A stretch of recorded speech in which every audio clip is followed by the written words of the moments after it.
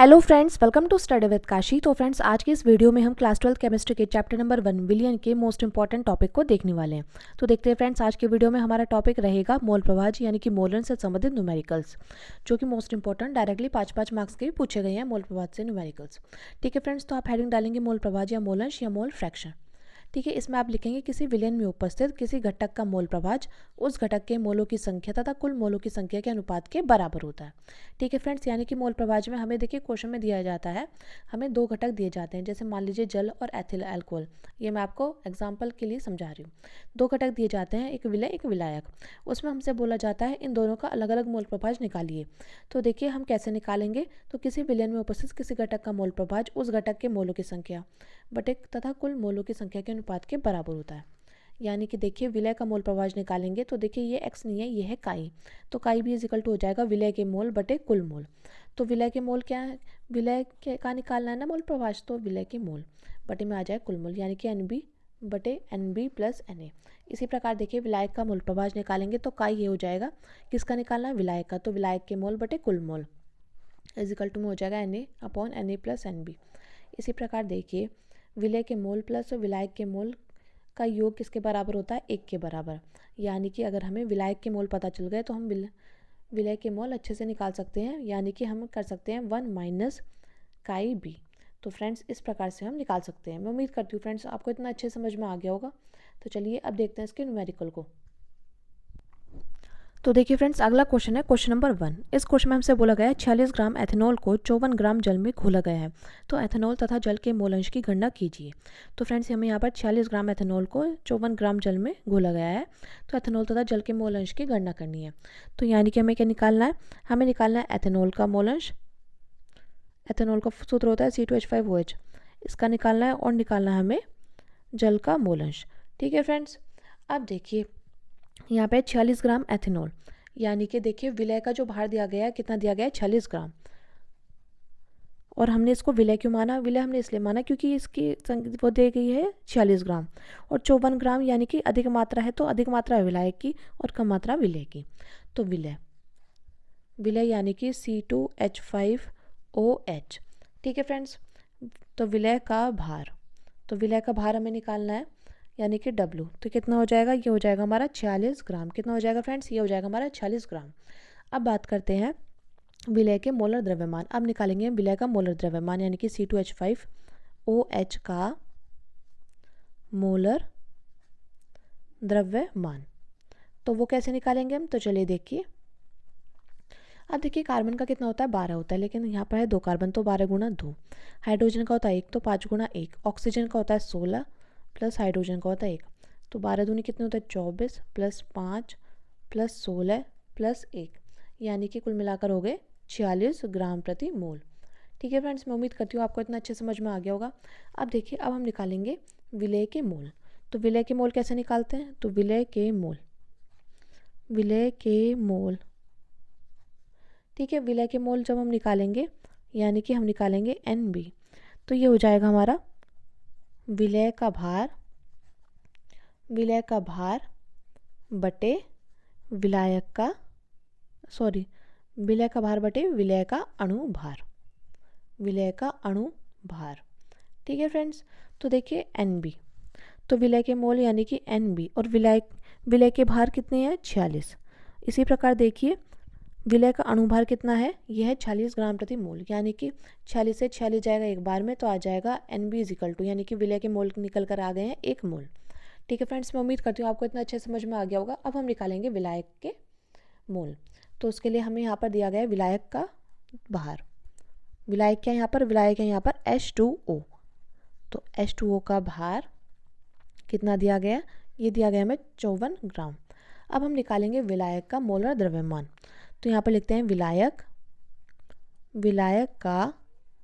विलायक का मोलर द्रव्यमान, यानी कि H2O। ठीक है फ्रेंड्स, तो देखिए उसका निकालेंगे, विलायक यानी कि H2O है, तो देखिए हाइड्रोजन का होता है 1, तो यहाँ पर 2 हाइड्रोजन, 2 गुणा 1 हो जाएगा, प्लस ऑक्सीजन का होता है 16, यानी कि हो जाएगा 18 ग्राम प्रति मोल।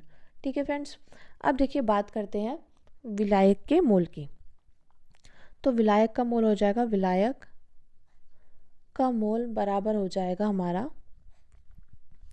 विलायक का भार बटे विलायक का अणुभार। तो विलायक का भार कितना है 54 और विलायक का अणुभार कितना है 18।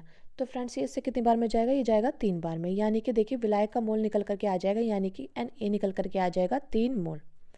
अब यहाँ पर देखिए आप देख पा रहे हैं कि विलय के मोल दिए निकाल लिए हमने 1 मोल है और विलायक का मोल है 3 मोल। अब हम क्या करेंगे, हम यहाँ पर एथेनॉल और जल का मोलंश निकालेंगे। अब देखिए विलय का मोल प्रवाह अगर हमें निकालना है तो हम यहाँ पर करेंगे विलय के मोल बटे विलय के मोल प्लस विलायक के मोल। तो देखिए ये कितना हो जाएगा C2H5OH। अब देखिए विलय के मोल कितने आए थे फ्रेंड्स, ये आए थे 1, ठीक है, NB भी 1 आया था, लेकिन विलायक के मोल कितना आया था, ये आया था हमारा 3, यानी कि कितना हो जाएगा, ये हो जाएगा हमारा 1/4, यानी कि देखिए 1 को 4 से भाग करेंगे कितना आ जाएगा, आ जाएगा 0.25। और देखिए फ्रेंड्स मोल प्रवाह का कोई भी मात्रक नहीं होता है, ठीक है फ्रेंड्स, ये बात आपको अच्छे से ध्यान रखनी है। अब देखिए अब हमें निकालना है जल का मोलंश। तो जल का मोलंश जब हम निकालेंगे तो ये हो जाएगा हमारा विलायक का भार बटे विलायक का भार प्लस विलय का भार, ठीक है फ्रेंड्स। तो यानी कि ये हो जाएगा हमारा यहाँ पर देखिए 3/3 प्लस 1, ये आ जाएगा 3/4।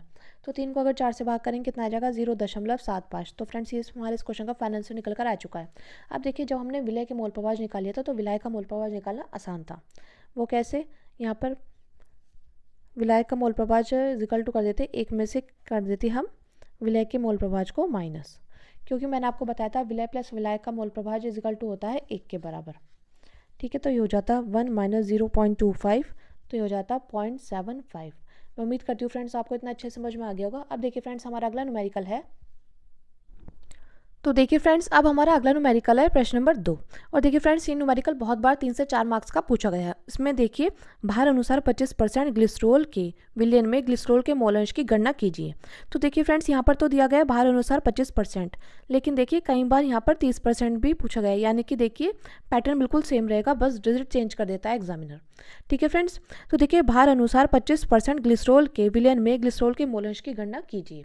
तो देखिए यहाँ पर भार अनुसार 25% ग्लिसरॉल से क्या अभिप्राय है, तो हम यहाँ पर लिखते हैं भार अनुसार 25%, भार अनुसार 25% ग्लिसरॉल, भार अनुसार 25% ग्लिसरॉल, ग्लिसरॉल क्या C3H8O3, ठीक है। के विलियन से अभिप्राय है, के विलियन से अभिप्राय है, के विलियन से अभिप्राय, के विलियन से अभिप्राय है कि 25 ग्राम ग्लिसरॉल, 25 ग्राम ग्लिसरॉल का सूत्र होता है C3H8O3, 100 ग्राम विलियन में घुलाए, 100 ग्राम विलियन में घुला है, ठीक है फ्रेंड्स। तो देखिए हमें यहाँ पर निकालना होगा, यहाँ पर बोला गया भार अनुसार 25% ग्लिसरॉल, तो भार अनुसार 25% ग्लिसरॉल के विलयन से अभिप्राय है कि 25 ग्राम ग्लिसरॉल 100 ग्राम विलयन में घुला हुआ है। तो यानी कि हमें यहाँ पर निकालना होगा, हमें यहाँ पर ग्लिसरॉल तो पता है कि हमें ग्लिसरॉल का मोलंश निकालना है, लेकिन देखिए जिस न्यूमेरिकल में विलायक नहीं दिया जाता उसमें हम विलायक क्या मान लेते हैं, जल मान लेते हैं। क्या मान लेते हैं फ्रेंड्स, विलायक मान लेते हैं जल, ठीक है। तो यानी कि हमें यहाँ पर मोलंश निकालना होगा, एक तो हमें निकालना होगा ग्लिसरॉल का, ठीक है, C3H8O3 इसका निकालना है, और एक निकालना है हमें मोलंश जल का, ठीक है। तो जिस न्यूमेरिकल में आपको विलायक नहीं दिया होता उसमें आप विलायक जल मान लेते हैं, ठीक है फ्रेंड्स। तो देखिए विलय क्या है, विलय है हमारा ग्लिसरॉल, तो विलय C3H8O3, तो विलय का भार कितना दिया गया, विलय का भार 25 ग्राम, ठीक है फ्रेंड्स। और देखिए विलय का मोलर द्रव्यमान हम निकालते हैं, तो विलय का मोलर द्रव्यमान,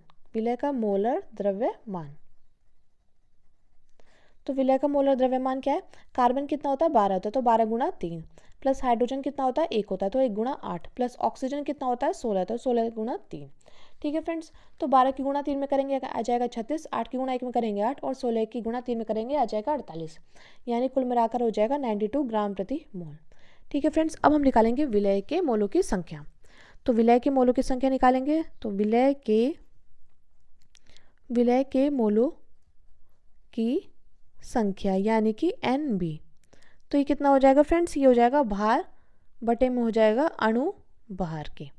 ठीक है फ्रेंड्स, तो भार बटे अणु भार। तो भार क्या है, भार दिया गया 25 और अणुभार कितना आया था 92। तो जब हम इसको इससे भाग करेंगे तो कितना आ जाएगा फ्रेंड्स, ये आ जाएगा हमारा 0.272 मोल निकल करके आ जाएगा। मैं उम्मीद करती हूँ फ्रेंड्स आपको इतना अच्छे समझ में आ गया होगा। अब हम निकालेंगे विलायक का भार। तो विलायक का भार कैसे निकालेंगे, तो लिखते हैं विलायक का भार। तो वो कैसे निकालेंगे, हमें दिया गया था भार अनुसार 25% ग्लिसरॉल, तो उससे अभिप्राय था कि 25 ग्राम जो ग्लिसरॉल है वो 100 ग्राम विलयन में घुला है, यानी कि विलयन में से हम क्या कर देंगे, विलय को माइनस कर देंगे। तो कितना आ जाएगा, हमारा आ जाएगा विलय का भार जो कि आ जाएगा 75 ग्राम। अब हम निकालेंगे H2O का अणुभार यानी कि मोलर द्रव्यमान। तो H2O का मोलर द्रव्यमान, तो फ्रेंड्स ये कितना आ जाएगा, ये आ जाएगा हमारा 18 ग्राम प्रति मोल, 18 ग्राम प्रति मोल। ठीक है फ्रेंड्स, अब हम निकालेंगे विलायक के मोलों की संख्या। तो चलिए निकालते हैं। तो देखिए फ्रेंड्स, विलायक के मोलों की संख्या जब हम निकालेंगे तो आ जाएगा भार बटे अणुभार। तो विलायक का भार कितना था, 75 था, और अणुभार कितना निकल कर आया, 18 निकल कर आया। लेकिन देखिए जब हम इसको इससे भाग करेंगे तो कितना आ जाएगा, 4.17 मोल। तो देखिए फ्रेंड्स, तो यानी कि यहाँ पर आ जाएगा हमारा मोल अंश, ग्लिसरॉल का मोल अंश आ जाएगा C3H8O3। क्या आ जाएगा, ये आ जाएगा हमारा ग्लिसरॉल के मोलों की संख्या C3H8O3 बटे में आ जाएगा ग्लिसरॉल के मोलों की संख्या C3H8O3 प्लस जल के मोलों की संख्या। तो यानी कि देखिए ग्लिसरॉल के मोलों की संख्या कितना आ जाएगा, 0.272 बटे में आ जाएगा 0.272 प्लस देखिए जल के मोलों की संख्या कितनी है, 4.17। तो ये आ जाएगा हमारा 0.272 बटे में आ जाएगा 4.442। तो जब हम इसको इससे भाग करेंगे कितना आ जाएगा, ये आ जाएगा 0.06123। ठीक है फ्रेंड्स, और देखिए मोल प्रभाज का कभी भी मात्रक नहीं आता है। अब देखिए इसी प्रकार हम निकाल सकते हैं, हमने यहाँ पर ग्लिसरॉल के मोल अंश निकाल दिया। अब हम निकालते हैं जल के मोल अंश। तो हम क्या करेंगे, एक में से इसको माइनस कर देंगे। ठीक है फ्रेंड्स, C3H8O3। ठीक है, तो एक में से जब इसको माइनस करेंगे तो ये हो जाएगा हमारा 0.06123। तो जब इसमें से इसको माइनस करेंगे आ जाएगा 0.9388। तो फ्रेंड्स आज की वीडियो में हमने क्या जाना है, आज की वीडियो में हमने मोल अंश निकालना जाना है। तो फ्रेंड्स इसका सेकंड पार्ट कल आएगा। तो चलिए फ्रेंड्स मिलते हैं नेक्स्ट वीडियो में। Thanks for watching.